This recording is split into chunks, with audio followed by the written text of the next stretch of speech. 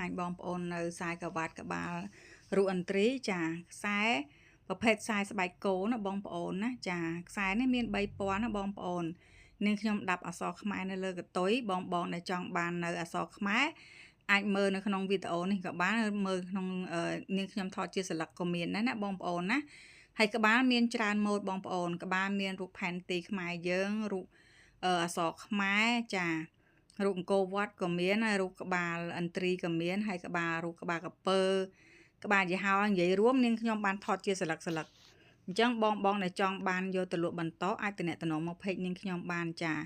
អីវ៉ាន់របស់នាងខ្ញុំមានលក់បោះដុំនិងលក់រាយណាបងប្អូនណាចាទីតាំងលក់នៅប៉ោយប៉ែត